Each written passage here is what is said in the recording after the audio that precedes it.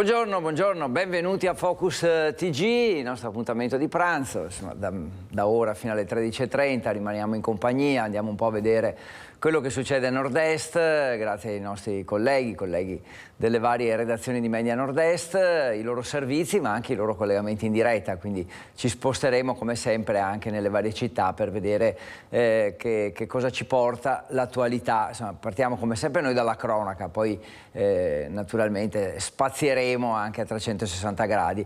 Un'occhiata, insomma, il tempo va e viene, migliora, peggiora, appare in via di miglioramento qui a Nord-Est oggi pomeriggio, ma nel resto d'Italia la situazione è ancora abbastanza delicata. Vi mostro proprio al volo che cosa dice Repubblica, che ci sposta a Brescia, ci porta a Brescia dove ci sono strade e sottopassi allagati, crolla la sponda del Naviglio, le auto finiscono in acqua, quindi non solo Emilia Romagna ma evidentemente anche grossi problemi in Lombardia. Ripeto, a Nord-Est sembra che un po' migliori e migliorerà anche nel pomeriggio. Un'occhiata anche al Corriere della Sera che apre parlando delle vicende RAI, quindi le nomine, ma anche della guerra con Prigozhin, che sapete è il comandante del Wagner, l'esercito privato che è a Bakhmut, che dice è iniziata la ritirata, quindi loro se ne vanno da lì e da quello che ho capito verranno sostituiti dall'esercito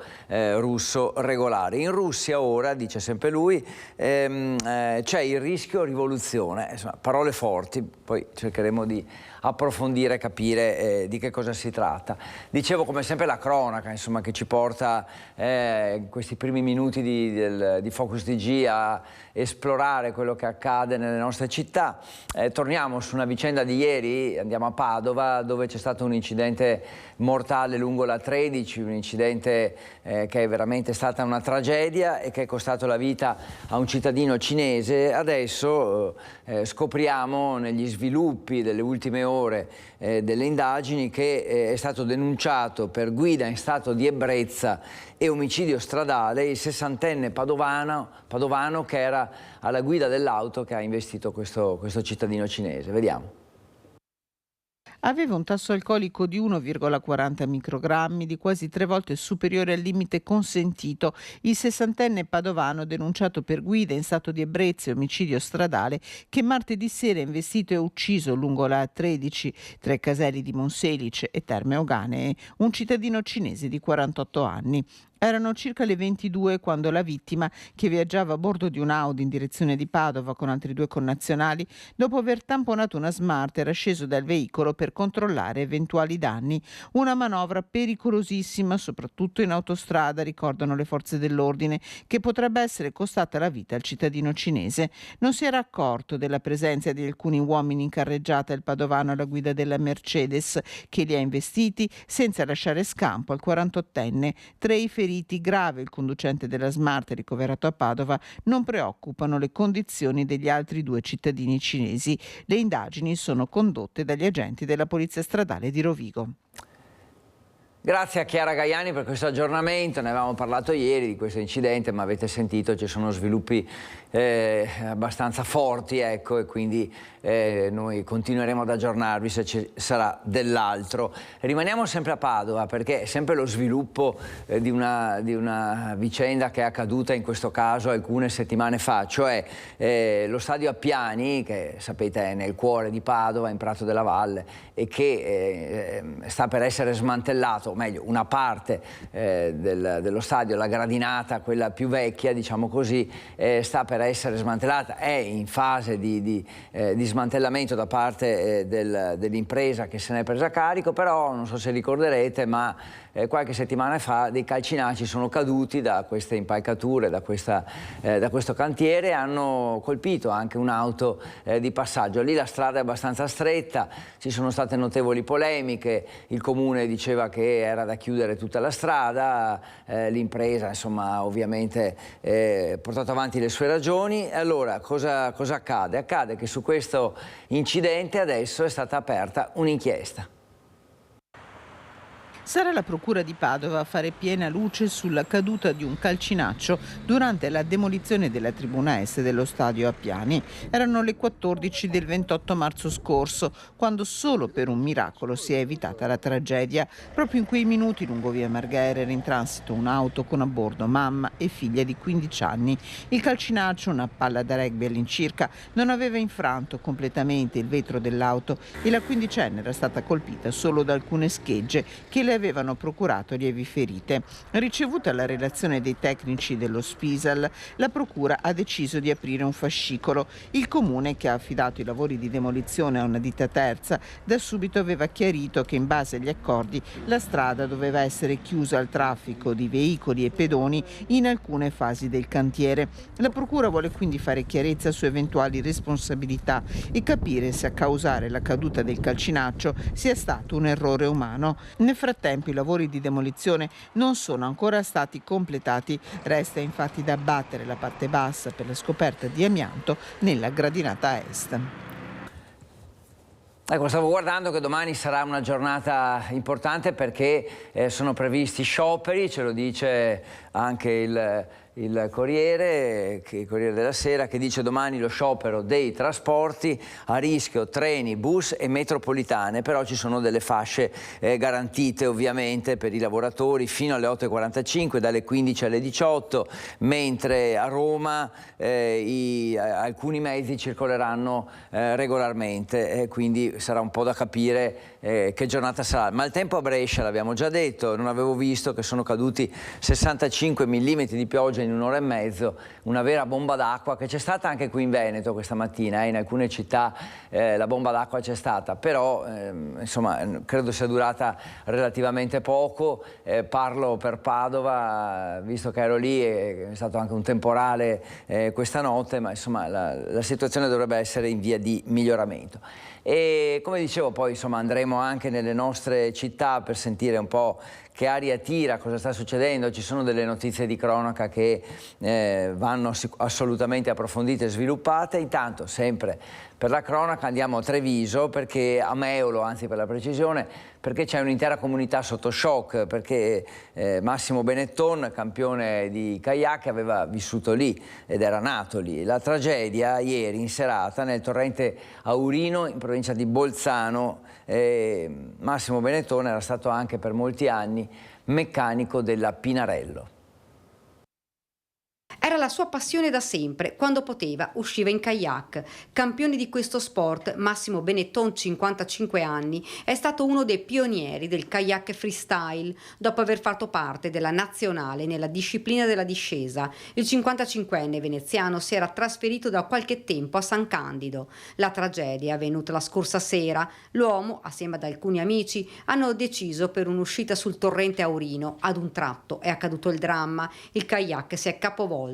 A dare l'allarme intorno alle 21 i compagni di escursione che avevano perso di vista l'amico. Sul posto sono intervenuti immediatamente i vigili del fuoco, che poco dopo hanno recuperato il 55enne dalle acque. Lo hanno consegnato agli operatori del SUEM 118, che hanno tentato l'impossibile per strapparlo alla morte, ma il cuore di Massimo Benetton ha smesso di battere poco dopo. La notizia ha raggiunto subito la comunità di Meolo, paese d'origine del campione e zio dell'assessore comunale Alice Benetton. Il ricordo del sindaco Daniele Pavan. Massimo Benetton era appunto un uomo solare che aveva fatto della sua passione poi anche il suo lavoro, in quanto era praticamente un costruttore di kayak e comunque amante dello sport, e il fatto ci ha lasciati tutti quanti stupiti, senza parole purtroppo, e quindi anche a nome della comunità intera meolese rivolgo alla famiglia Benetton le condoglianze più sentite. Il paese si è stretto al dolore della famiglia, che in queste ore si è recata a San Candido per le formalità di rito.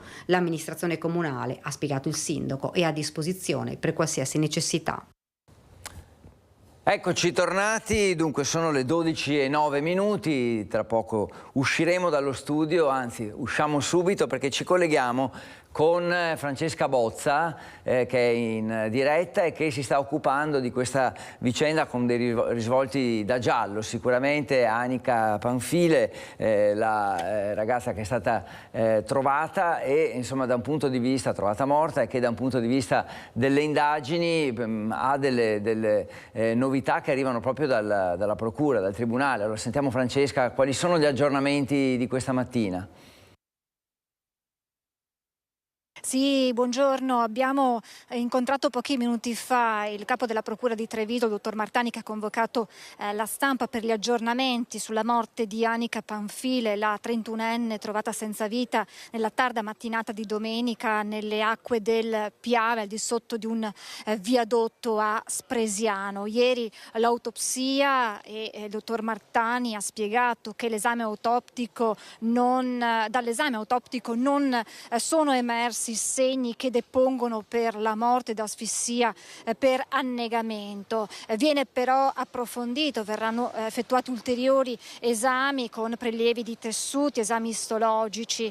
Sono invece emersi molteplici traumi contusivi al volto e al capo. Andrà chiarito se questi traumi possono essere compatibili con una caduta dal viadotto o se invece potrebbero essere stati inferti con un corpo contundente. Una cosa però ha ripetuto il procuratore, in questo momento l'ipotesi di suicidio sembra molto improbabile, per questo si sta valutando se modificare l'ipotesi di reato da istigazione al suicidio ad omicidio volontario. Il fatto che potrebbe essere caduta dal viadotto fa sorgere dei dubbi, significherebbe che la giovane in quella giovedì, perché ecco un altro elemento che è emerso, i traumi sono compatibili con un periodo nelle ore successive alla scomparsa, lo ricordiamo che era scomparsa giovedì, nella giornata di giovedì, ecco quindi dovrebbe aver percorso un tratto di autostrada a piedi per poi lanciarsi nel vuoto e non sono emersi dall'autopsia altri segni, traumi, fratture compatibili con una caduta da quell'altezza. Insomma ci sono tanti elementi sui quali si dovrà investigare che andranno chiariti, si stanno ascoltando già alla volta della scoperta del corpo, si sta parlando con i familiari, con le persone che Anica conosceva. Io vi farei ascoltare l'intervista realizzata poco fa con il dottor Martani e poi la linea può tornare allo studio. Adesso approfondiremo anche questa ipotesi, che possono essere morta per i traumi da caduta dall'alto e poi finita in acqua già morto o agonizzante, motivo per cui non ci sarebbero dei segni evidenti di morte da annegamento. Abbiamo sentito quali sono gli sviluppi anche da un punto di vista giudiziario, questa mamma di 4 figli con tanti punti interrogativi legati alla sua scomparsa. Abbiamo anche la testimonianza di un'amica che un po' fa così capire e inquadrare meglio la figura di questa ragazza. Andati da carabinieri hanno tutte informazioni, da noi non è arrivato neanche ancora, non siamo sicuri di quello che è uscito dall'autopsia. Cioè? Che si tratta di omicidio? No, non lo sappiamo niente, non possiamo dire niente, non possiamo parlare. Questa è una tragedia, volevamo capire... Io lo so e lo capisco meglio di lei, perché quello che soffriamo noi con i bambini in casa, voi non lo passate. Ma sono una madre di 4 bambini che l'ha cresciuto da sola da 5 anni, punto. Da 3 anni e mezzo l'ha cresciuto in semi con compagno che ha fatto denunce, punto. Grazie a Nicola Marcato che ha raccolto questa testimonianza. Sicuramente non sono momenti facili anche per chi ha conosciuto Anica, è tutto ancora un po' avvolto nel mistero, anche se le parole del procuratore direi che sono state molto chiare. Andiamo subito da Ilaria Marchiori, non facciamola aspettare, soprattutto anche perché è con degli ospiti. Allora, io so che ti stai occupando di Bielorussia, questo è il tema con cui facciamo questo collegamento, la CISL che si sta mobilitando. Raccontaci un po', Ilaria, buongiorno. Sì, buongiorno Federico, buongiorno ai nostri telespettatori. Proprio come hai anticipato tu, parliamo di Bielorussia e della CISL appunto che si sta mobilitando per dare una mano. Ora scopriremo subito in che modo. Qui insieme a me però, come vedete, abbiamo due ospiti, sia Michele Zanocco che è il segretario della CISL di Venezia, e poi abbiamo Yulia Yukno, che è una rifugiata politica e presidente dell'associazione Talaka, ma anche rappresentante dell'ambasciata popolare della Bielorussia in Italia. Allora, facciamo innanzitutto subito parlare Yulia. Sappiamo che dobbiamo sintetizzare perché i tempi purtroppo sono stretti. Tu in Bielorussia innanzitutto non puoi più rientrare perché in qualche modo ti sei ribellata al sistema, al regime di Lukashenko. Sì, direi ora che io so benissimo che contro di me c'è almeno una causa criminale, allora non posso neanche rientrare. Poi lo status di rifugiato non mi dà questa opportunità. Invece qui posso fare le mie attività e continuare a raccontare della situazione attuale in Belarus, delle nostre prigionieri politici e delle cose che noi facciamo come le forze democratiche bielorusse lì all'estero, perché ormai abbiamo tantissime persone che sono tutti quasi all'estero, tutti che partecipavano nelle manifestazioni, siamo stati costretti ad andare via dal paese. Questo che faccio qui in Italia fanno anche altre associazioni, ma parlo di me stessa, sì, sono rappresentante delle ambasciate popolari che fa l'attività parallela di queste che fa l'ambasciata ufficiale, aiuta i rifugiati e a quelli che hanno bisogno di una mano per gestire le situazioni qui in Italia sul territorio. E poi Giulia, tu perché hai sposato questa causa? Comunque tu sei, correggimi se sbaglio, comunque una modella, avevi anche la tua carriera, però hai deciso di sposare questa causa per il tuo paese e per chi la pensa come te. Sì, ho fatto la modella quasi 7 anni, qualcosa, poi ho smesso certamente per il motivo di età. Sono tornata in Bielorussia e poi è iniziato prima il Covid, poi la rivoluzione, dove ho preso la parte molto attiva, facevo i braccialetti bianco-rosso-bianchi per i quali sono stata in carcere una volta, un'altra volta non lo so per quale motivo, però sono stata arrestata di KGB e poi dovevo andare via per questo che... È la mia attività perché il mio cuore è rimasto lì, dove è la mia famiglia e dove ci sono tutte queste persone che soffrono in carcere. Per questo certamente non posso ora smettere e fermarmi a fare questo che facevo per 3 anni. Allora questo è il motivo. Ci sono tantissime persone come me che scappano e non hanno un appoggio, non hanno una mano e non hanno nessuno in un altro paese. Per esempio ora questa famiglia che sta a Prato, io sto aiutando a gestire anche loro per dargli un'opportunità a vivere in un paese libero, democratico come l'Italia, e stiamo facendo queste attività a Firenze, cioè a Prato. Lì a Venezia facciamo l'attività diversa, però credo che poi arriveremo anche lì a fare un'accoglienza delle famiglie bielorusse. Questo è l'obiettivo anche dell'associazione. Grazie Giulia. Zanocco, in che modo la CISL aiuta? Noi ci siamo attivati sin da subito, appena avuto la possibilità di incrociare e conoscere queste storie.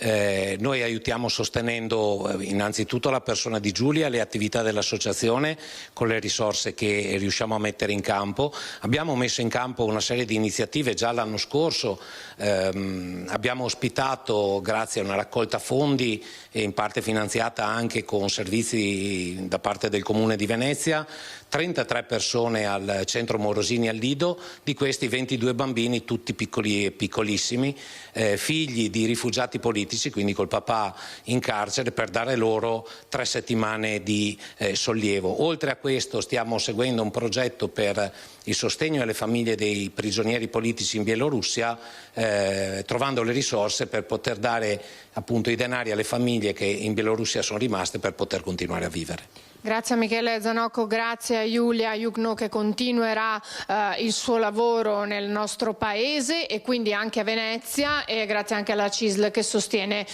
queste iniziative. Qui da Mestre è tutto, io restituisco la linea allo studio.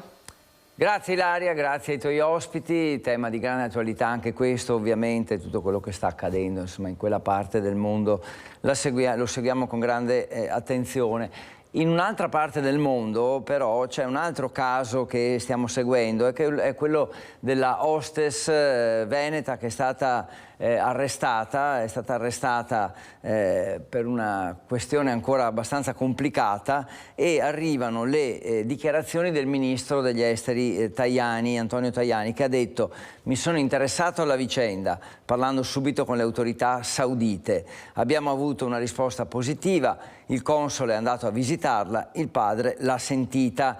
Questa è la domanda, la risposta alla domanda fatta a Tajani sulla hostess italiana fermata in Arabia Saudita.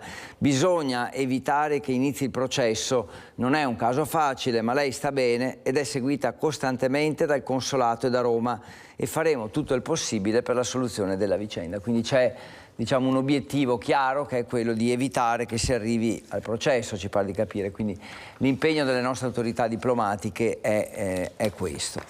Cambiamo città, parliamo di rischio idrogeologico, ci spostiamo nel Vicentino e qui ci sono delle verifiche che vengono fatte, tanto più in questi giorni dopo il maltempo che ha colpito varie zone d'Italia. Allora questa allerta ha fatto scattare delle verifiche anche appunto nella provincia di Vicenza. Una segnalazione sospetta in particolare ha lanciato l'allarme nel comune di Marano.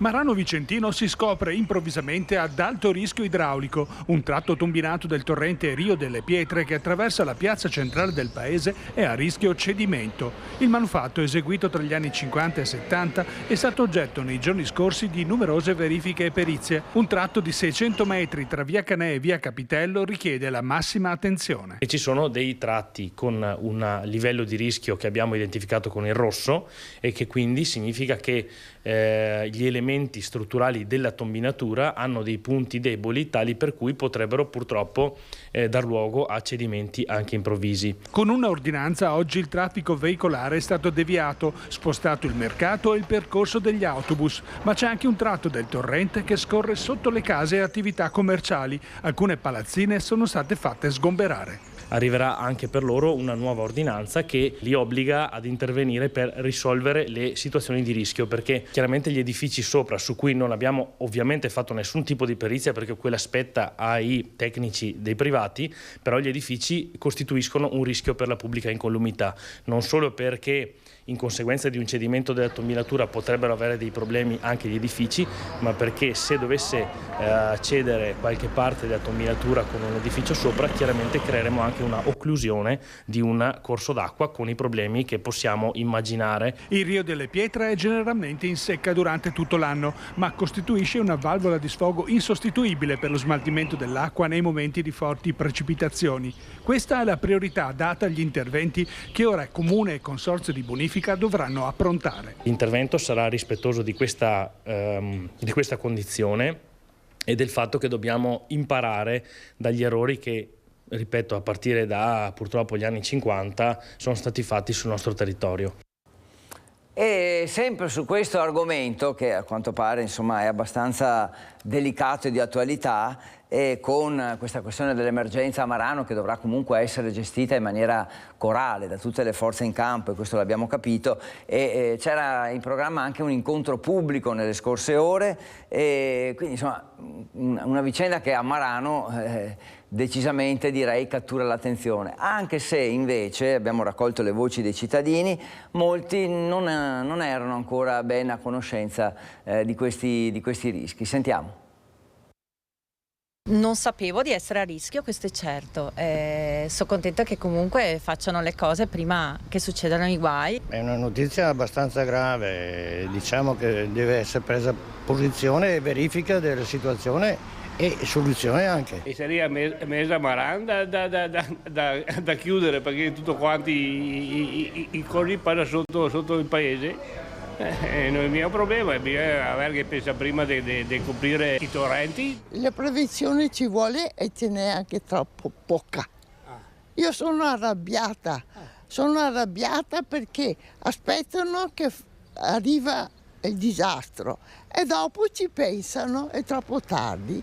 Come in Emilia, come il Ponte Morandi e tante altre disgrazie che succedono qua in Italia. Voglio dire, è una bella roba, però voglio dire, dopo tanti anni che hanno costruito su, cioè le negligenze dei nostri antenati, si può dire. Sono quelle cose che succedono quando i controlli vengono fatti saltuariamente, e penso è già una cosa positiva che il Comune abbia preso mano anche con solerzia, diciamo, e anche con tempismo, per non trovarsi un po' in situazioni tipo il Ponte Morandi. Prima la sicurezza, giusto? Per lei? Sì, ci saranno sicuramente dei disagi, però comunque se è necessario ben venga. Meglio tardi che mai. Sì, per carità, è sempre meglio che non lasciare andare, perché chiaramente è ovvio che si blocca una parte centrale, però se si deve fare, è inutile che facciamo sempre le cose all'italiana. Io spero che questo sia solo l'inizio di una serie di lavori infrastrutturali che permettano alla popolazione di vivere con meno frustrazione e paura quelli che sono degli eventi che non sono solo climatici, ma secondo me sono dovuti anche alla mala amministrazione e alla mala gestione dei soldi pubblici ed europei. Grazie a Daniele Garbin che ha ben approfondito questo tema e torniamo adesso tra un attimo a parlare di rischio idrogeologico in un ambito più ampio, cioè quello del maltempo e dell'alluvione in Emilia Romagna, e ci colleghiamo tra un attimo con Francesco Ratai. Prima volevo mostrarvi il titolo di apertura del Fatto Quotidiano che vede anche Luca Zaia nelle fotografie che corredano questo pezzo, insieme a Bonaccini, insieme a Fontana. Insomma, si parla di inquinamento e si dice le regioni della pianura padana contro la revisione della direttiva dell'Unione Europea sulla qualità dell'aria. Fontana: con queste misure si ferma la Lombardia. Che cosa fa questa direttiva? Concede fino al 2030 agli Stati membri per adeguarsi ai nuovi limiti, che quindi è troppo poco, sentendo i governatori. Il leghista dice che bisognerebbe chiudere il 75% delle attività produttive degli allevamenti, impedire la circolazione dei 3/4 dei veicoli che oggi circolano. Eppure la pianura padana è una delle aree con l'aria peggiore di tutta Europa. Quindi se ne parla ciclicamente di quello che accade in pianura padana, del fatto che tutti i provvedimenti devono essere presi insieme dalle varie regioni, e così è, compreso il Veneto. Però è anche vero che insomma, se sono dei provvedimenti restrittivi in una zona come il nord Italia e la pianura padana in particolare, che ha già una qualità dell'aria scarsa, ovviamente c'è il pericolo, come dice Fontana, il governatore della Lombardia, di bloccare, di paralizzare in pratica tutto. Dicevo del maltempo. Allora, insomma, sono passati 8 giorni dall'alluvione in Emilia Romagna, il disastro è ancora ben evidente e come insomma abbiamo detto e come sicuramente sapete, sono arrivati volontari da tutta Italia e anche dall'estero per aiutare i cittadini. I soccorritori sono partiti anche dal Veneto, in particolare la Protezione Civile di Padova è presente con una 70ina di volontari che sono lì. E allora dalla centrale operativa della Protezione Civile della provincia di Padova ci colleghiamo con Francesco Ratai, che è con Federico Cibotto, per fare un po' il punto della situazione dei soccorsi. A te la linea, Francesco. Sì, buongiorno da Padova, siamo nella sede della Protezione Civile provinciale, con me la consigliera della provincia Daniela Bordin, che è anche delegata per la Protezione Civile appunto. Siamo qui perché sono molti i soccorritori della Protezione Civile che si stanno recando in queste ore verso le zone alluvionate in Emilia Romagna. Come sta andando? Che numeri avete? Allora, i numeri sono importanti. Abbiamo visto le immagini che purtroppo ci arrivano dall'Emilia Romagna, sono veramente immagini drammatiche per l'entità del disastro che si è verificato e che si sta ancora, diciamo, procrastinando nel tempo. Oltretutto oggi piove di nuovo, per cui siamo ancora in una situazione di meteo in allerta. Per quanto riguarda i numeri, la provincia di Padova, ovviamente su richiesta della Regione Veneto, che coordina il tutto in base alle esigenze che partono dalla Commissione speciale e dalla Regione Emilia Romagna, ha chiesto l'intervento di nostri volontari fin dai primi giorni di maggio, quando è iniziato, diciamo, il periodo delle piogge, che poi si è fermato fortunato per andare oggi ad avere questa situazione di grossa difficoltà. Finora i numeri sono 55 volontari che sono andati giù, oggi ne partono altri 26. È chiaro che nella prima fase c'è stata una necessità di andare giù con motopompe per svuotare cantinati, case dall'acqua ovviamente. Ieri è andato giù anche un bobcat del gruppo provinciale per aiutare a spalare il fango o quant'altro. Adesso ovviamente le richieste, oggi partono altri 26 volontari di 3 squadre, sono legate più a un discorso di andare sul dettaglio e quindi moduli A e B antincendio boschivo che sono utili per la pulizia di quelli che sono appunto questi scantinati, queste case, per liberare da questo fango che si è formato nelle strade, negli accumuli delle case. I volontari hanno dato una immediata risposta molto veloce, perché nel momento in cui sono state richieste delle squadre, ovviamente andando ad attingere su quello che è il calendario di reperibilità che ogni anno viene preparato a livello di distretti e quindi di provincia di Padova, si sono avvicendati a raggiungere i luoghi interessati da questa alluvione che ha dimensioni veramente molto molto importanti. Ecco, ricordiamolo perché gli addetti di protezione civile sono volontari e sono cittadini che si mettono a disposizione degli altri. Ecco, in questi monitor per esempio si vede il Bobcat che è stato inviato nelle zone alluvionate. Qua ci sono i vari distretti di protezione civile nella suddivisione della nostra provincia, e qua c'è sempre un occhio al meteo anche per la nostra provincia, perché c'è una perturbazione in atto, non dovrebbe essere preoccupante. No, diciamo che è chiaro, questo periodo è un periodo di piogge intense che ovviamente destano preoccupazione, perché nel momento in cui ci sono questi temporali importanti abbiamo visto che possono creare delle difficoltà. Diciamo che in Veneto sicuramente l'alluvione del 2010 ha creato uno spartiacque, nel senso che sono stati fatti da parte della Regione interventi importanti di messa in sicurezza del territorio attraverso la creazione di casse di espansione, che in questo modo hanno dato la possibilità ai vari fiumi che erano stati interessati e canali che erano stati interessati dalle esondazioni e dalle rotture degli argini del 2010 di essere oggi in una fase sì di piena, ma non sicuramente da creare preoccupazione. Sì, perché chiaramente è indelebile il ricordo del 2010, come diceva anche la consigliera, un punto di svolta per il nostro territorio. Sono state fatte molte opere e fortunatamente il territorio in questi momenti è più al sicuro rispetto a 13 anni fa. Dalla sede della Protezione Civile della provincia di Padova è tutto, restituisco la linea.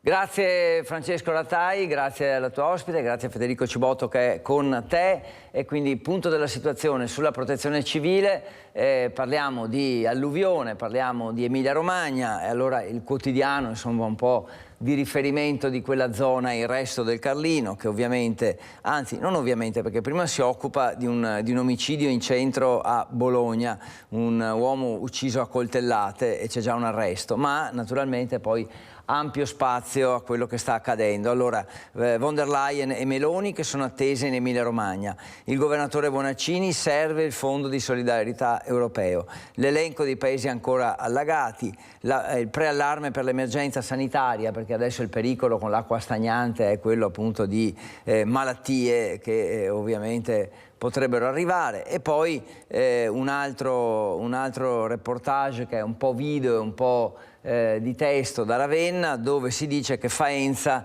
è in guerra con i rifiuti, nel fango il cimitero dei ricordi, tonnellate di oggetti da smaltire. Molto interessante questo articolo, ci fa capire come siamo ancora in piena emergenza, perché prima è stata sommersa dall'acqua Faenza, da una quantità enorme poi di oggetti distrutti dal fango, estratti da cantine, garage, appartamenti, negozi, così come nelle altre città della Romagna. A Faenza è emergenza rifiuti, si parla di 30.000 tonnellate, quelle che la città produce in un anno, ammassate non solo nei grandi punti di raccolta fuori città, ma anche in molte delle vie finite sott'acqua. Quindi pensate, i rifiuti prodotti in un un anno, sono tutti lì lungo le strade di Faenza. Questa foto, vedete il camion quanto è piccolo e quindi dà l'idea della quantità di rifiuti. E a proposito di protezione civile, in queste ore l'esercito e la protezione civile hanno fatto arrivare dei mezzi supplementari proprio per, parlavamo di protezione civile da Padova, mezzi supplementari per smaltire almeno in parte questi rifiuti. Adesso torniamo dalle nostre parti, andiamo sull'altopiano, torniamo a parlare di cronaca perché ad Asiago c'è stato un incendio abbastanza particolare perché ha colpito un negozio di souvenir in pieno centro ed è avvenuto la notte scorsa. La vetrina del negozio di souvenir Il Cantuccio in pieno centro ad Asiago è completamente annerita dal fumo. L'incendio, che ieri sera ha interessato l'esercizio commerciale di corso 4 novembre, è divampato dai locali dello scantinato adibiti a magazzino. Sul posto sono accorsi i vigili del fuoco, giunti con 2 automezzi dal locale distaccamento. Le fiamme sono state spente, ma i danni hanno interessato, oltre al deposito, anche il negozio al piano superiore, completamente invaso dal fumo. Le cause del rogo potrebbero essere di natura elettrica, ma sono comunque al vaglio della squadra di pompieri che ha operato. Il negozio dovrà rimanere chiuso fino al ripristino dell'impianto elettrico e delle condizioni igienico-sanitarie. Torneremo poi a occuparci ancora ovviamente dell'altopiano, abbiamo altre notizie e della provincia di Vicenza in particolare. Sempre attualità, adesso sentiamo anche una dichiarazione del governatore Luca Zaia. È sempre una grande emozione in rosa, oggi più che mai. È l'occasione per dire che non c'è giro senza Veneto, non c'è Veneto senza giro, probabile sia che anche quest'anno arrivo a Caorle con un grande boulevard lungo la spiaggia veneta, da Jesolo fino a Caorle, passando per Eraclea, a Porto Santa Margherita, e poi oggi la partenza da Oderzo con l'arrivo in Val Soldana ed infine quello che è il tappone dolomitico che caratterizza ogni anno il giro. Quest'anno parte da Longarone, ci saranno più passi con l'arrivo alle 3 cime di Lavaredo. 10 anni che non si arrivava più alle 3 cime, e quindi questo penso che sia uno degli appuntamenti clou di questo giro, e sicuramente chi arriverà alla fine con la maglia rosa dopo le 3 cime di Lavaredo vincerà il giro. Di grandi eventi, motore di sviluppo per il Veneto, ce ne saranno altri, non solo le Olimpiadi. Ma sì, noi stiamo lavorando per candidature internazionali, stiamo lavorando anche per pensare ad altri grandi eventi sportivi. Daremo comunicazione quando avremo avuto le chiusure di queste trattative. Allora sempre viva il Giro, viva il Veneto. Viva il Giro, viva il Veneto. Grazie.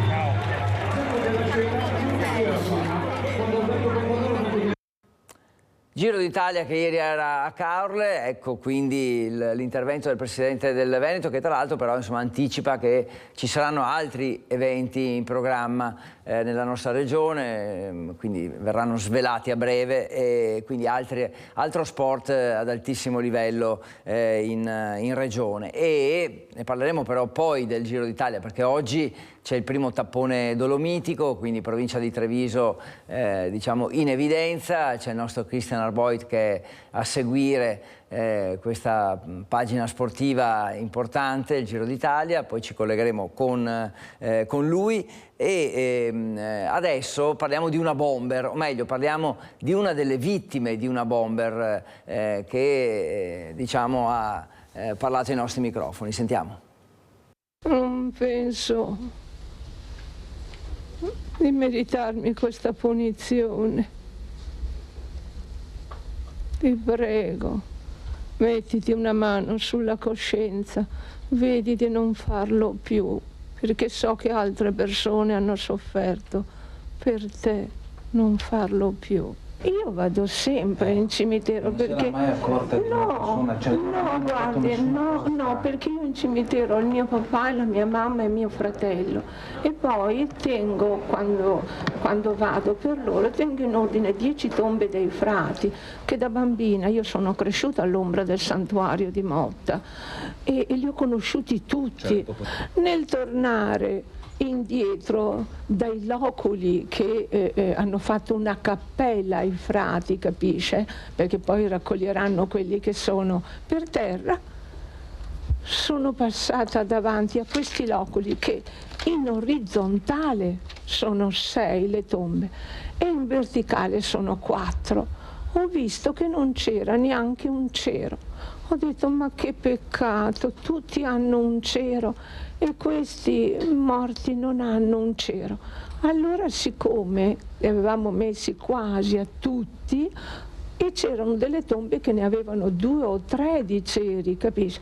Allora ho detto io, perché questi non siano diversi da tutti gli altri, vado a prendere 6 ceri e li metto a terra, su ogni loculo un cero.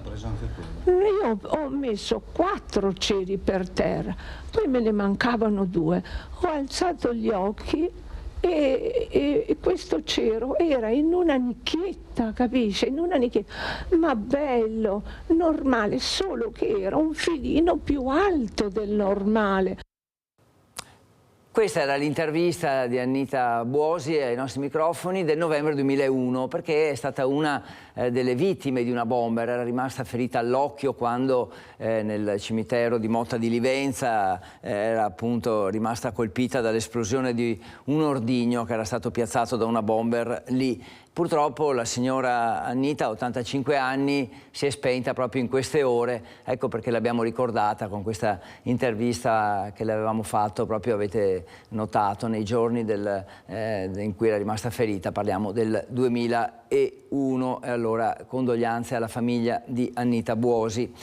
Adesso ci spostiamo a Vicenza perché l'attività della Guardia di Finanza è sempre diciamo molto intensa e questa è stata anche l'occasione per una sorta di bilancio, quindi un punto della situazione dei reati economici che sono stati fatti in tutta la provincia, reati economici che sono un po' nel DNA della Guardia di Finanza, insomma il principale filone di attività è proprio quello. Fiamme gialle in prima linea contro i reati economici. Nel 2022 le procedure fallimentari rilevate presso il Tribunale di Vicenza calano del 17%. 28 i casi di bancarotta fraudolenta con 47 persone denunciate, una agli arresti domiciliari. In particolare l'attività della Guardia di Finanza di Vicenza si è concentrata sulle condotte fraudolente degli amministratori di 28 società che hanno distratto beni e valori per 5 milioni e mezzo di euro a danno dei propri creditori, dai dipendenti ai fornitori fino all'erario. Per questo la Guardia di Finanza ha sequestrato beni per 1,5 milioni di euro. Le imprese interessate sono attive in settori diversi e in tutta la provincia, da Vicenza a Bassano del Grappa fino ad Arzignano, Tiene, Noventa, Lonigo, Barbarano Mossano, Creazzo, Brogliano, Rosà, Bolzano Vicentino, Chiuppano, Grumolo delle Badesse, Camisano e Monte di Malo. Ecco quindi l'attività della Guardia di Finanza riassunta dal nostro Carlo Inghilleri, quello che accade, che è accaduto diciamo di recente nella provincia di Vicenza, ma adesso andiamo a Padova perché il 25 settembre è stata fissata la data di un processo che sicuramente farà discutere, è il processo per percosse a carico di 5 ultras del Padova accusati appunto di aver aggredito in centro storico lo scorso 16 aprile alcuni tifosi del Lecco prima della partita tra le due squadre Padova e Lecco. Per 2 ultras è scattato anche il DASPO, quindi il divieto di partecipare a qualunque manifestazione sportiva per 5 anni, per gli altri 3 invece un DASPO di 1 anno, cioè non potranno accedere agli stadi per 1 anno. Le indagini sono ovviamente, come sempre in questo caso, in questi casi, sono state condotte dalla Digos di Padova. Adesso... Nuovo capitolo.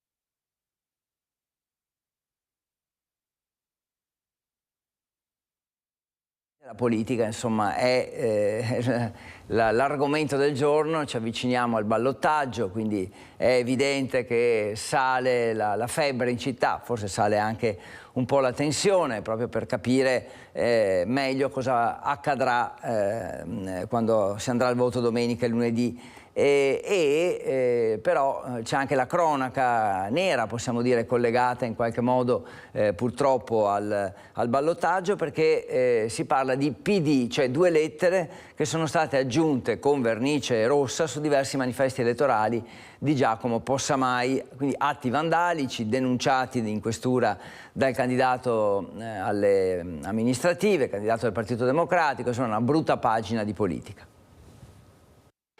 Nuovo capitolo della campagna per le amministrative di Vicenza, arrivata al rush finale del ballottaggio. Il candidato del Partito Democratico, Giacomo Possamai, annuncia che andrà in questura a fare denuncia per i vandalismi contro alcuni suoi manifesti elettorali. Il suo comitato ha mostrato un'ampia documentazione fotografica. Sui manifesti, come si vede, qualcuno, accanto alla foto di Giacomo Possamai e al suo slogan "E ora?", ha aggiunto con vernice rossa 2 lettere, PD, con evidente riferimento al partito di appartenenza del candidato per il ballottaggio di Vicenza, che è anche capogruppo in Consiglio regionale del Partito Democratico. Sui manifesti deturpati, il comitato Possamai Sindaco fa sapere che sono una mancanza di rispetto per la democrazia e i cittadini. Noi però, conclude il comitato, non ci facciamo intimidire e proseguiamo la nostra campagna come l'abbiamo fatta sin dall'inizio, con il sorriso e la forza delle idee. Allora, a questo punto rimaniamo sul tema delle elezioni, perché abbiamo un altro servizio che ci arriva dai nostri colleghi di Vicenza, perché uno dei temi di questa campagna elettorale vicentina è stato quello della clausola antifascista. L'aveva introdotta l'ex sindaco del Partito Democratico Achille Variati ed era stata estesa al ripudio di tutti i regimi totalitari da parte di Francesco Rucco. Se vincesse il ballottaggio Possamai, cosa succederebbe? Noi gliel'abbiamo chiesto. È una clausola, come impostata oggi, che semplicemente voleva dare un messaggio in antitesi rispetto a quello che sono i dettami costituzionali. Oggi a Vicenza chiunque voglia occupare uno spazio pubblico per qualche evento deve dichiarare di riconoscersi nei principi e nei valori fondamentali della Costituzione italiana. E fin qui tutto bene. Bisogna anche condannare l'uso della violenza a fini politici. Corretto, la violenza va sempre censurata. Però bisogna anche ripudiare ogni forma di totalitarismo. Ogni forma. Tutti i totalitarismi. E qui sorgono i problemi. Sì, perché in questo punto il centrodestra ha modificato la clausola, così come l'aveva concepita l'ex amministrazione di centrosinistra guidata da Achille Variati, che chiedeva il ripudio non di ogni forma di totalitarismo, ma del fascismo nello specifico. La modifica, che ampliava il ripudio a ogni forma di totalitarismo, aveva scatenato polemiche, discussioni, accuse e una forte reazione da parte di comitati, associazioni, sindacati e centri sociali che si erano mobilitati con una fiaccolata in centro storico. La modifica è stata una modifica ideologica, non c'entra assolutamente niente il ragionamento sui totalitarismi. Il punto era dare un messaggio a una parte di città. Dal nostro punto di vista la questione è semplice, si rispetta il dettato della Costituzione. Per Giacomo Possamai la modifica introdotta dal centrodestra è ideologica. Dunque, torniamo ad oggi. Se il candidato del Partito Democratico vincesse le elezioni, modificherebbe di nuovo la clausola? Reintrodurrà quella originaria? Insomma, per la concessione degli spazi pubblici a Vicenza bisognerà ripudiare non ogni forma di totalitarismo, ma il fascismo nello specifico? Quella clausola, che in realtà era semplicemente un articolo, non chiedeva nient'altro che il rispetto della legge, quindi noi siamo a favore del rispetto della legge e quindi da questo punto di vista la reintroduzione è naturale. Eccoci tornati in studio, sempre Focus, sono le 12:47 per il nostro Focus TG che insomma è iniziato a mezzogiorno, saremo insieme fino alle 13:30, siamo già usciti dallo studio qualche volta per collegarci con le nostre città, lo faremo anche tra poco, per esempio lo faremo tra un po' per parlare di Giro d'Italia. Vi mostro il Gazzettino così capiamo anche quali sono i temi che tratta il quotidiano online, quindi la versione online del Gazzettino. Allora, apre con il Giro d'Italia, perché Oderzo si tinge di rosa, arrivo in Val di Zoldo e attesa per la super tappa dolomitica dopo quella di ieri a Caorle vinta da Inese. Quindi giornata importantissima per il Giro d'Italia perché si cominciano le tappe dolomitiche. Poi, sempre sul Giro d'Italia, Francesco Moser che dice la tappa decisiva, secondo me, anzi non secondo me, ovviamente, quindi lo dà per certo, le 3 cime di Lavaredo e il Monte Lussari, ma non vedo eredi, quindi anche qui si sbilancia. E poi ancora la terza notizia viene da Spresiano e ce ne siamo occupati in apertura, ovvero si parla della morte di Anica, che non è morta annegata, presenta ferite alla testa, si indaga per omicidio, i familiari vogliamo la verità, il procuratore non si è suicidata. Quindi la vicenda della madre di 4 figli trovata morta nel Piave, ce ne siamo occupati poco fa, collegandoci con la Procura, con il Tribunale di Treviso, con Francesca Bozza, che sta lavorando per raccogliere altri elementi, altre voci, altre testimonianze. Abbiamo sentito quella di un'amica e quindi ovviamente nelle nostre edizioni dei telegiornali avremo ulteriori aggiornamenti. Adesso andiamo a Bassano. Altro tema di grande discussione, di grande attualità è quello del polo museale Santa Chiara, che l'amministrazione vuole realizzare. Ma qual è il futuro? Perché insomma ci sono dei cambi di rotta e quindi arriva la presa di posizione del consigliere Vernillo, che chiede un coinvolgimento della città su quest'opera, su questa area della città.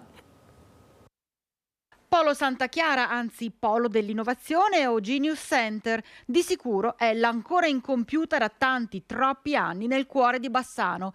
E dopo le ultime novità da parte dell'amministrazione comunale sul futuro di un sito che costerà una ventina di milioni di euro in un piano di project financing, è il consigliere di opposizione Angelo Vernillo che vuole coinvolgere tutta la città per chiedere, attraverso una raccolta di idee via mail, che futuro vedono per quel sito. Nei primi giorni, anche grazie appunto ai servizi televisivi, alla pubblicità della casella postale, che ricordo essere futurosantachiara@gmail.com, sono arrivate delle segnalazioni, dei suggerimenti, delle idee, ecco, sulle quali poi dopo noi metteremo insieme alcune tematiche e andremo a dire quelle che sono le cose. Di certo però quello che stiamo registrando dai cittadini è una voglia di partecipare, è una voglia di dire qualcosa su quel punto importante della città, ma soprattutto non vogliono indebitarsi per i prossimi 20 anni.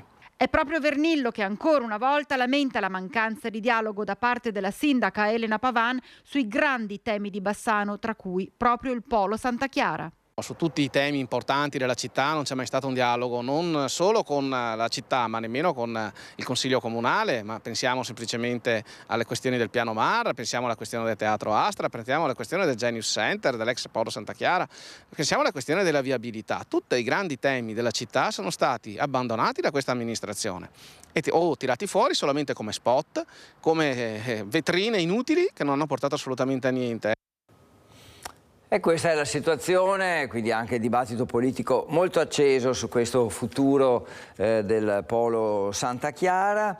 Insomma, tanti argomenti ancora che dobbiamo trattare, però facciamo un bel respiro, ci fermiamo per un attimo e poi torniamo tra poco.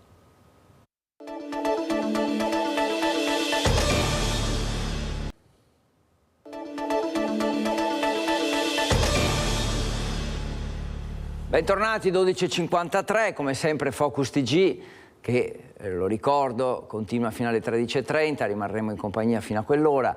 Dicevo, Focus TG, insomma, da sempre mescola la cronaca con l'attualità, un po' tanti temi messi assieme. Insomma, comunque la cronaca prende il suo spazio, è importante informare i cittadini di quello che accade. A Vicenza, ad esempio, la polizia ha trovato, quindi ringraziamo sempre le forze dell'ordine per il lavoro che fanno, ci sono e controllano e sono vicini ai cittadini sempre, si può dire. In questo caso la polizia ha trovato delle bici rubate in un garage ed è stato denunciato un pregiudicato straniero. Hanno trovato un garage con 7 biciclette rubate. Gli agenti della questura, che allertati da un cittadino a cui era stata rubata una bici poco prima con installato un dispositivo GPS, sono riusciti a rintracciare il posto in cui era stata nascosta, in zona 7K. Dopo aver localizzato lo stabile lo hanno perquisito trovando 7 biciclette, tra cui quella localizzata con GPS che è stata restituita al proprietario. Per un 57enne cittadino serbo gravato da precedenti è scattata la denuncia per il reato di ricettazione e il questore Sartori ha dato disposizione all'ufficio immigrazione di avviare l'iter in parallelo con quello giudiziario finalizzato all'espulsione dell'uomo dal nostro territorio nazionale. Sempre nella serata di ieri, gli agenti della squadra volanti hanno arrestato un 28enne cittadino italiano senza fissa dimora e pluripregiudicato. che è stato rintracciato in sella ad una mountain bike appena rubata. L'uomo, conosciuto dalle forze dell'ordine con precedenti penali e denunciato il mattino stesso per ricettazione perché trovato in possesso di un'altra bici rubata, ha tentato la fuga per poi essere immobilizzato dai poliziotti. Ha ammesso di aver tranciato la catena con cui il proprietario aveva ancorato la bicicletta per poi rivenderla e acquistare subito una dose di sostanza stupefacente. Arrestato, è stato sottoposto alla misura dell'obbligo di firma presso la polizia giudiziaria. Ancora cronaca perché questa ex dipendente di un istituto di Villa Estense, siamo nella Bassa Padovana, aveva inviato soldi della scuola dove lavorava direttamente nel suo conto corrente. Ovviamente, insomma, poi è stata scoperta. Dico ovviamente che poi in questi casi prima o poi non la si fa franca, ed è stata condannata ad un maxi risarcimento dalla Corte dei Conti. Dopo la condanna a 4 anni e mezzo per peculato emessa dal Tribunale di Rovigo, anche la Corte dei Conti ha concluso le indagini sull'ex impiegata amministrativa dell'Istituto Comprensivo di Villa Estense, condannata a un maxi risarcimento di 93.640,43 euro. 65 anni, residente a Pozzonovo. Per 2 anni e mezzo la donna, che ha ammesso le sue responsabilità, aveva dirottato i fondi destinati al pagamento dei fornitori nel suo conto corrente postale. A far partire le indagini il nuovo dirigente amministrativo della scuola, che continuava a ricevere le doglianze di aziende che non avevano ricevuto i soldi nonostante i regolari mandati di pagamento. L'indagine era stata condotta dalla Guardia di Finanza. E ora è il momento di tornare fuori, di uscire dallo studio di nuovo, e andiamo a Marostica, per la precisione, dove c'è Monica Smiderle, che so che stai Monica, che stai girando un po' per il Bassanese, però insomma un tema di attualità era sicuramente quello legato alle elezioni a Marostica, alla nuova giunta del sindaco Mozzo. Insomma, c'è qualche novità, mi pare di capire, visto anche chi hai ospite con te, immagino che ci siano delle novità su questo fronte. A te. Buongiorno a te Federico, buongiorno a tutti i nostri telespettatori. Sono appunto con il sindaco di Marostica, Matteo Mozzo, neoeletto, riconfermato insomma sindaco a Marostica, che ha presentato giusto oggi la sua nuova giunta, ma insomma parzialmente, perché in realtà si tratta di una giunta all'insegna della continuità, con la riconferma di ben 3 assessori. Sì, riconferma di 3 assessori più un assessore esterno. La novità è Martina Tognazzo, è una ragazza che si è inserita quest'anno nella campagna elettorale con il nuovo gruppo presentato, che ha ottenuto un importante punteggio in termini di voti durante la campagna elettorale e che ha anche importanti competenze. Infatti i 2 criteri di scelta, ce l'aveva detto il sindaco anche la scorsa settimana, si basavano proprio su 2 punti, ovvero il numero di preferenze e le competenze. Questo ha portato il sindaco a riconfermare Valentino Scomazzone, Ilenia Bianchin e Renato Bertolin, 3 assessori che hanno già lavorato in squadra con Matteo Mozzo nel primo mandato e che insomma hanno dato tanto alla città. Sì, oltre a questi, come ho detto fin da subito, proprio nella più piena trasparenza, riconfermo Enzo Colosso al bilancio come nel passato. Assessore esterno, sindaco. Esatto, assessore esterno, è l'unico assessore esterno dell'amministrazione. Quali sono i progetti da continuare e i nuovi progetti da iniziare invece? Beh, adesso noi in queste settimane di fatto dobbiamo mettere a terra circa 3 milioni e mezzo di progettualità, dove abbiamo ottenuto contributi con cantieri che sono già stati di fatto appaltati. Ne abbiamo 2 ancora in gara e che dovranno vedere realizzazione nei prossimi mesi, entro fine anno, comunque l'avvio formale dei cantieri.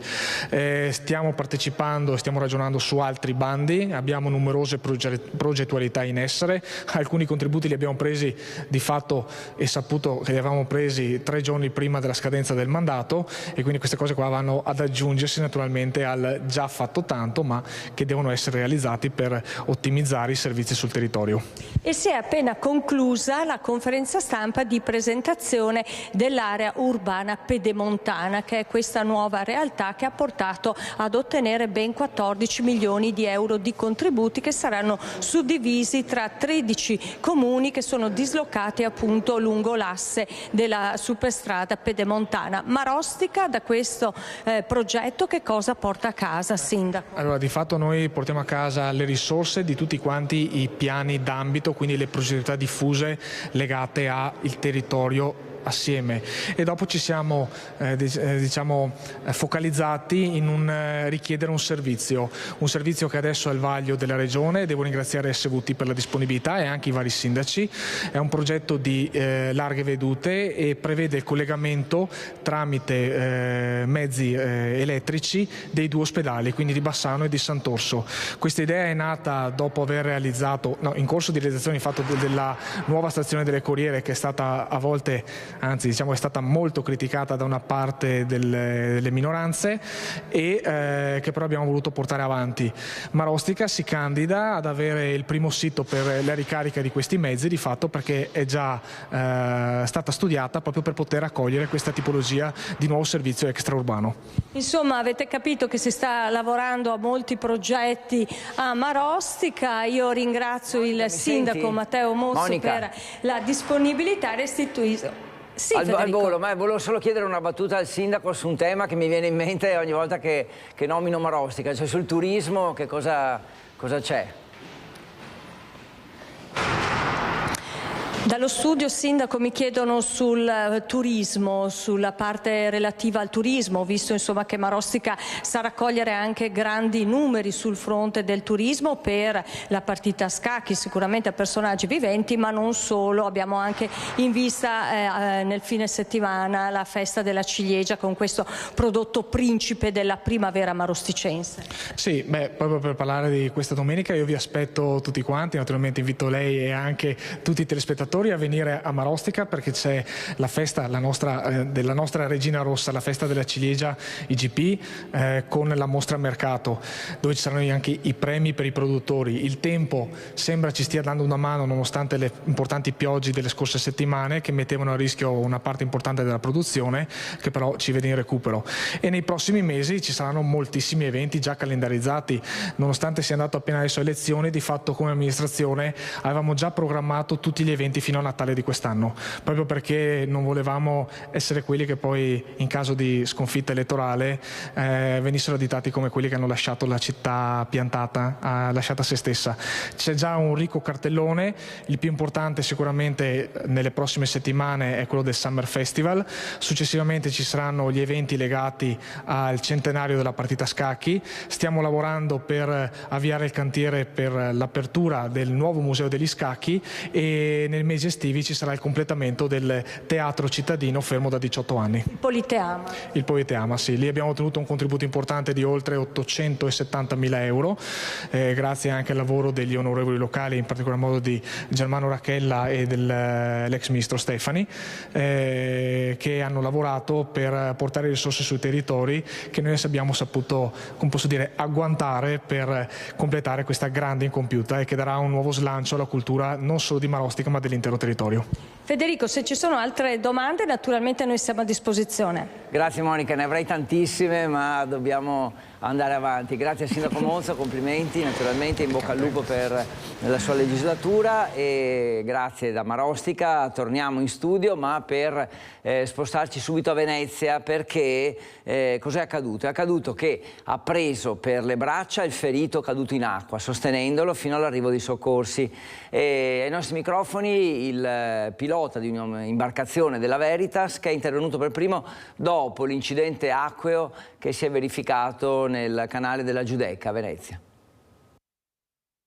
L'ho preso per le braccia e nel momento che lui si è staccato la sua barca è affondata, quindi è stata una questione di un paio di secondi, ma alla fine è andato tutto bene. Uno scontro tra una chiatta e un mezzo di trasporto che alla peggio e affonda nel canale della Giudecca. Sono circa le 8 del mattino quando Cristiano Bonora, detto Doge, pilota di Veritas in quel momento in servizio, si trova davanti all'incidente e si accorge subito che una persona è finita in acqua e ha bisogno d'aiuto, come racconta lui stesso a Venezia.com.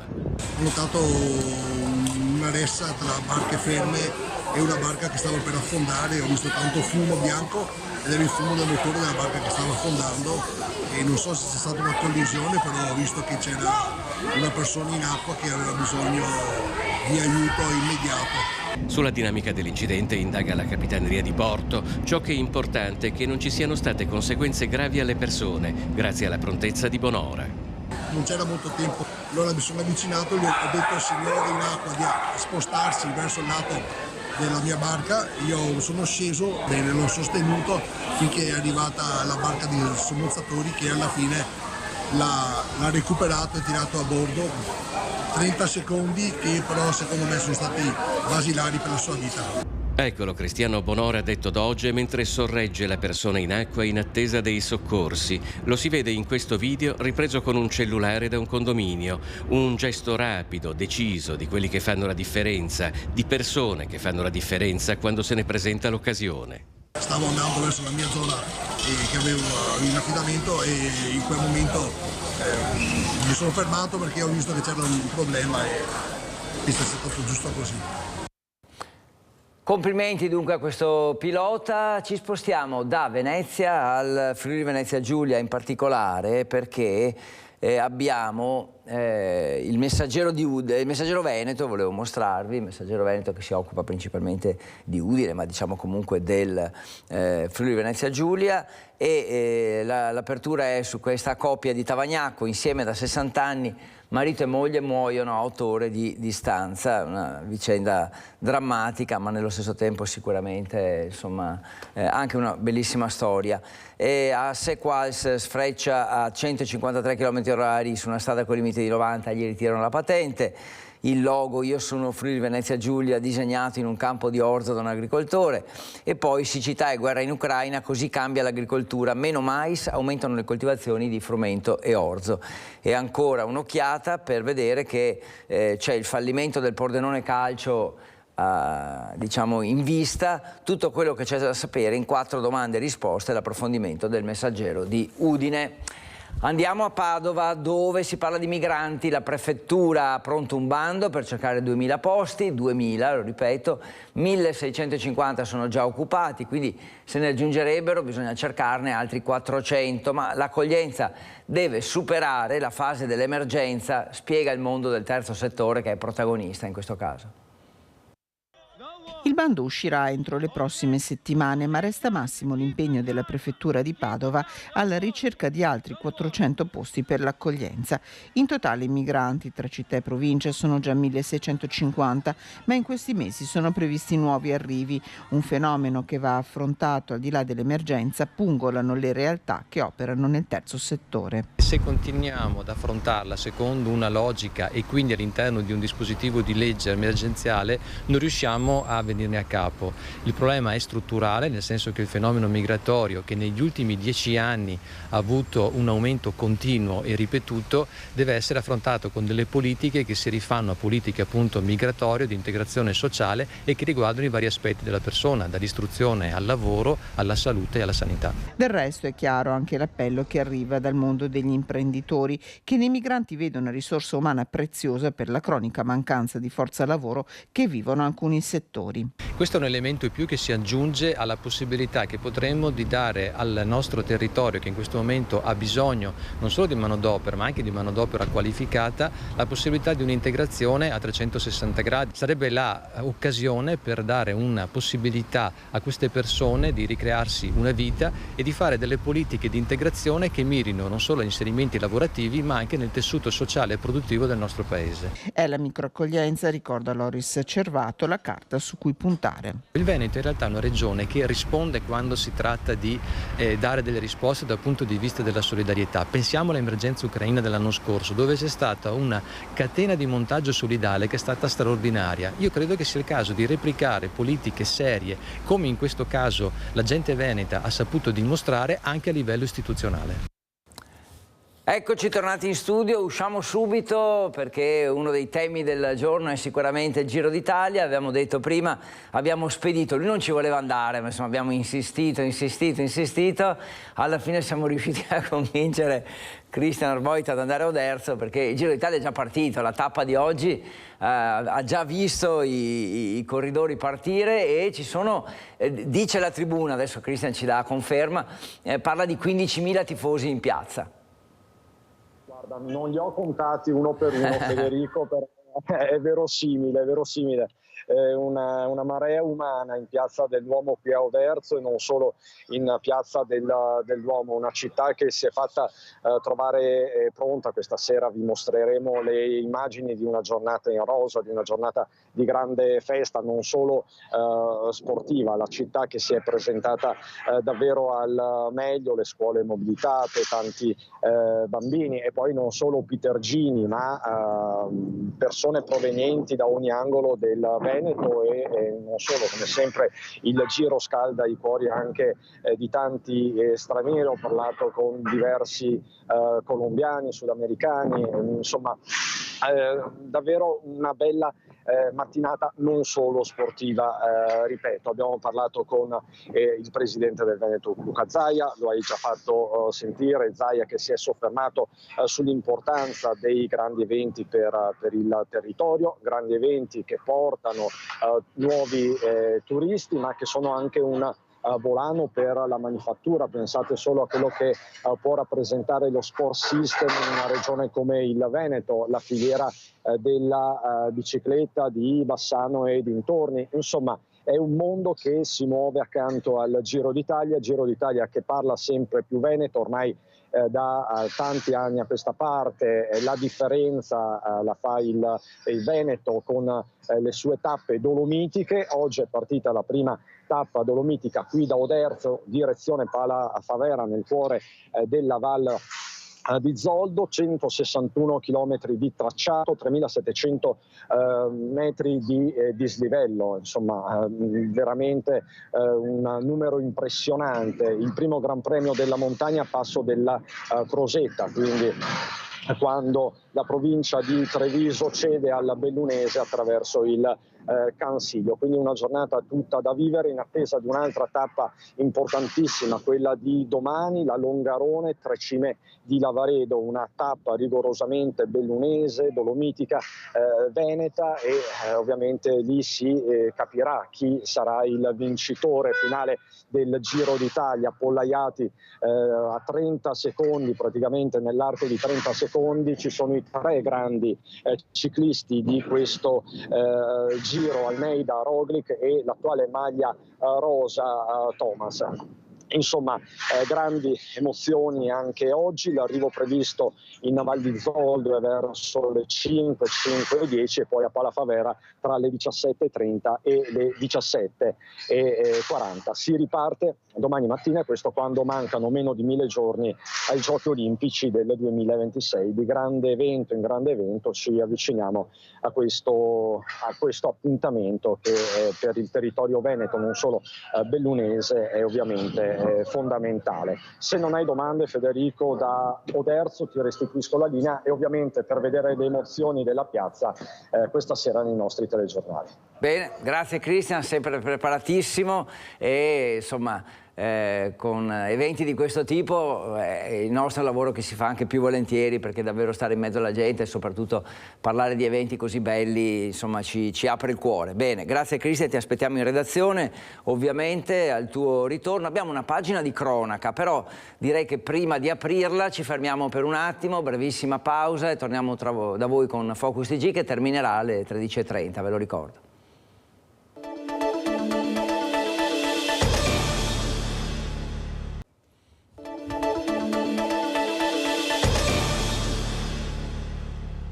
(13:15) di nuovo insieme, Focus TG, siamo stati praticamente ovunque nel Veneto, partendo qui dallo studio e lanciandoci nei nostri collegamenti con i colleghi. Fra poco andremo anche a Vicenza, ma prima una pagina un po' legata alla cronaca con i controlli dei carabinieri, una raffica di controlli dei carabinieri e dell'Ispettorato del Lavoro in tutta la provincia di Treviso, con 6 ditte sospese e sanzioni per 230.000 euro per il mancato rispetto delle norme sulla sicurezza nei luoghi di lavoro e per dei collaboratori in nero.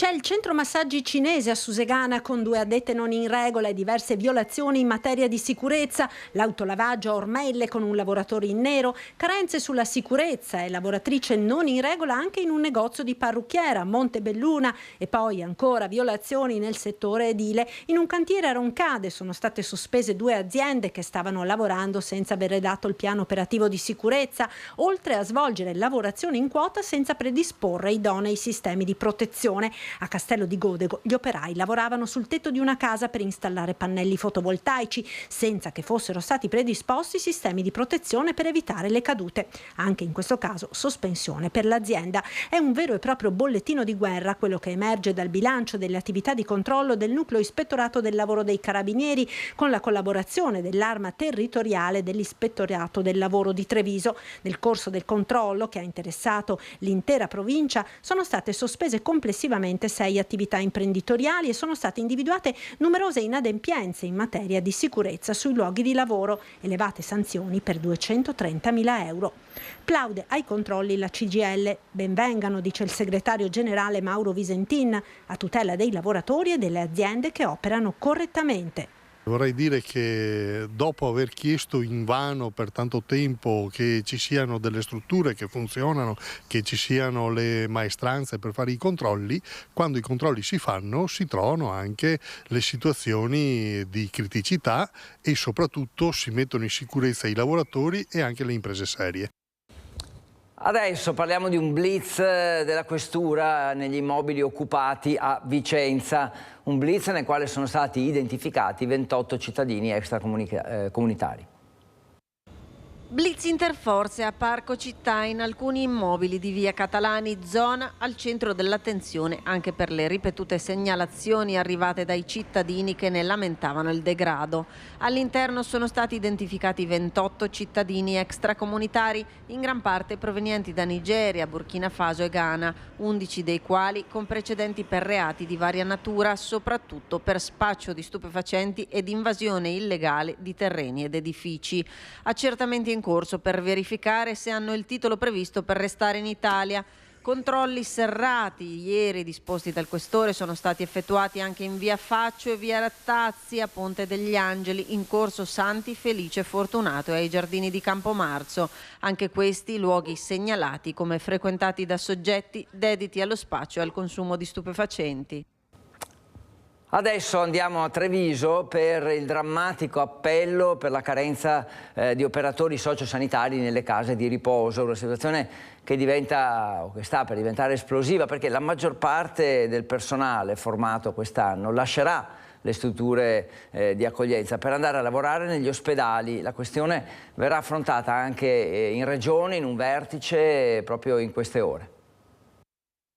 Carenza di operatori sociosanitari, un problema annoso che sta diventando drammatico nelle RSA del Veneto, dove si sta vivendo un vero e proprio paradosso. La decisione presa per primi proprio in Veneto di professionalizzare ulteriormente gli OSS attraverso un percorso formativo che li qualifichi anche per le prestazioni sanitarie rischia di svuotare del personale le case di riposo. In queste settimane vediamo che a livello nazionale si sta studiando un provvedimento per cui questi operatori così formati rientreranno a pieno titolo anche nel sistema della sanità. Noi rischiamo di aver formato operatori sociosanitari con assistenza complementare e di vederli e di salutarli. Il grosso investimento fatto dalle case di riposo per questa tornata formativa rischia perciò non solo di essere vano, ma di drenare ulteriore personale verso gli ospedali più attrattivi economicamente delle cooperative e delle IPAB. Questo oggi è un dramma, perché se sugli infermieri, un po' tirandola con le deroghe che ci hanno permesso di portare infermieri stranieri nelle nostre strutture, e in Veneto siamo circa tra le 4 e le 500 unità, la stessa cosa non è per gli operatori. Oggi in Veneto mancano 3.000 operatori e credetemi, trovare 3.000 operatori all'estero, dove peraltro questa figura non è contemplata, la gente deve cominciare a pensare che più di qualcuno dovrà attrezzarsi perché gli anziani non troveranno risposta nelle nostre strutture. E a proposito di sanità, vi accompagno a Padova perché l'azienda ospedaliera con quella di Verona è tra le migliori d'Italia secondo la classifica stilata da Agenas. E a Padova sono entrate in funzione le sale operatorie ibride inaugurate lo scorso novembre. L'inaugurazione lo scorso novembre, l'avvio della piena attività operatoria il 18 gennaio nella sala B, affidata alla chirurgia vascolare. Sono al lavoro le 2 sale operatorie ibride da 12 milioni di euro realizzate nell'azienda ospedaliera di Padova, una sala tecnologicamente avanzata dove possono essere utilizzate in contemporanea più apparecchiature.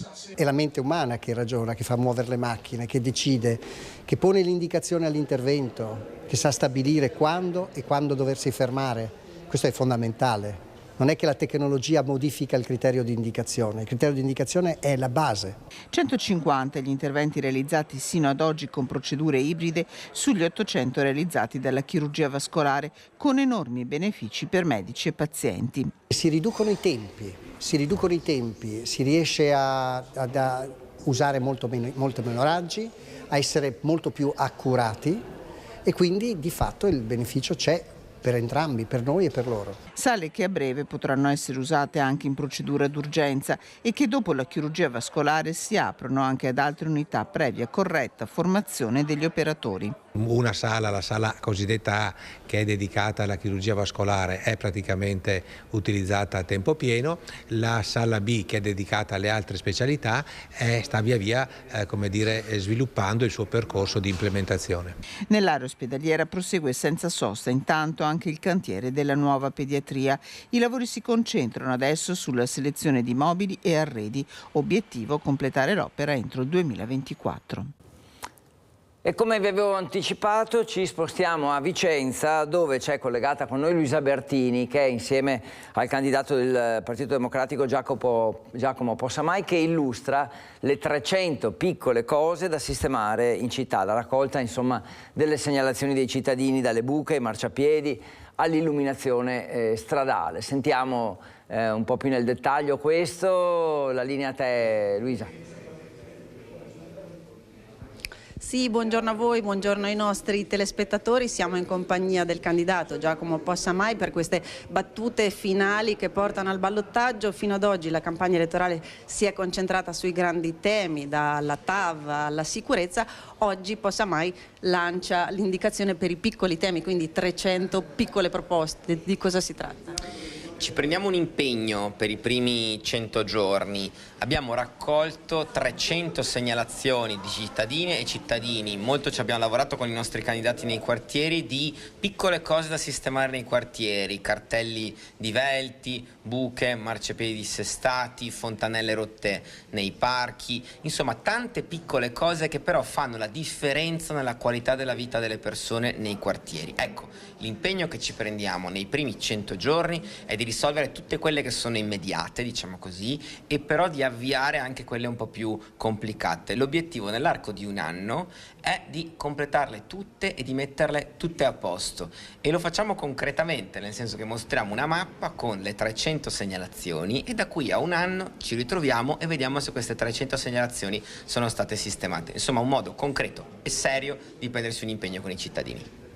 Ecco, io ringrazio Giacomo Possamai e restituisco a voi la linea allo studio.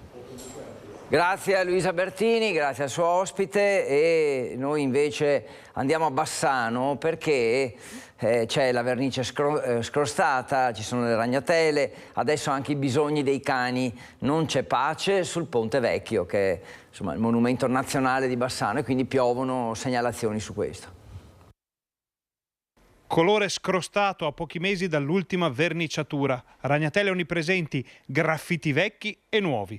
E ora pure i bisogni dei cani. Non c'è pace sul Ponte Vecchio, dal quale arrivano una bordata di segnalazioni da parte di bassanesi e turisti. Si parte appunto dalla vernice per arrivare alla pipì dei cani e in mezzo c'è una situazione piuttosto spiacevole per il monumento. Ma mettiamo in fila i fatti. A novembre dell'anno scorso c'era stata segnalata una situazione piuttosto grave della vernice del ponte, che si presentava in più punti scrostata e malmessa. Erano subito arrivate anche le frecciate della precedente amministrazione, che aveva suggerito come le screpolature potessero essere dovute a una mancata manutenzione. Vernice scrostata sul Ponte Vecchio poco dopo più di un anno, Zonta annuncia nuove tinteggiature. Vernice scrostata e ragnatele sul ponte indignano i turisti e spunta un nuovo atto vandalico. Ponte Vecchio scrostato, l'ex assessore ai lavori pubblici dice non hanno letto bene le istruzioni. Ne era nata una diatriba con l'amministrazione comunale, dalla quale avevano fatto sapere che la vernice era stata espressamente indicata dalla sovrintendenza. In ogni caso erano partite a dicembre le operazioni di pulizia con la tinteggiatura delle parti scrostate. E oggi siamo da capo con il rosso sbiadito che si è ormai polverizzato, per non parlare delle ragnatele e dei ricordi lasciati in grande quantità dai cani a passeggio sul ponte e nelle aree immediatamente adiacenti. I bassanesi ci hanno segnalato una situazione vergognosa sotto questo profilo e siamo andati a dare un'occhiata, trovando effettivamente parecchi segni del passaggio di cani piccoli e grandi sul monumento nazionale. Ma, come ci è stato detto più volte dal comune di Bassano, ci sono le telecamere e basterà dare un'occhiata ai filmati del sistema di videosorveglianza per verificare chi non ha pulito dopo il passaggio del proprio amico a quattro zampe. Per tutto il resto, ovvero per tutti quei piccoli movimenti che interessano il ponte nel corso del tempo, c'è l'altro sistema di videosorveglianza, un accuratissimo software in grado di registrare anche le variazioni millimetriche cui il ponte, creatura in gran parte di legno e quindi viva e a volte pure vivace, è sottoposto a causa del cambio di temperatura, umidità, cambiamenti della brenta e molto altro ancora. E allora continueremo a seguire, questo è ovvio, cosa accade sul Ponte Vecchio, grazie alla nostra redazione di Bassano. Chiudiamo con il calcio, perché ieri abbiamo annunciato l'ingresso con una partecipazione del 25% nel calcio Padova di Francesco Peghin. Oggi invece abbiamo chiesto ai padovani se l'arrivo dell'imprenditore ed ex candidato sindaco può portare nuovi stimoli alla società. Un presidente padovano può essere più vicino forse al territorio e coinvolgere altre forze? Speriamo di sì, insomma, un imprenditore dovrebbe avere anche dei legami sul territorio e speriamo che porti buoni giocatori e soldini ai giocatori, speriamo almeno. È una bella cosa, insomma, in linea con la città, penso, sicuramente. Fa molto piacere nella speranza che questo possa essere anche un modo per rilanciare le sorti, diciamo, del calcio Padova in questo periodo della squadra, assolutamente. Penso che un imprenditore meglio di chiunque altro possa avere a cuore le sorti della propria città e quindi della squadra che la rappresenta. Un augurio per la nostra città. Se sulla città sì, basta che abbia voglia di spendere, perché se non compri i giocatori buoni qua restiamo solo in basso dove siamo, invece di stare almeno in B dove ci meriteremo di essere. Diciamo che non è male, e se pensiamo ai Pugina di qualche tempo fa, insomma io sono un po', ho qualche annetto, bisogna metterci un po', diciamo così, di impegno, e trovare qualcuno non è facile. Molto spesso le squadre appartengono a fondi, a cose di questo genere qua, insomma se è come lei sta dicendo, perché lei mi sta dando un'informazione, insomma ben venga, cioè non è male.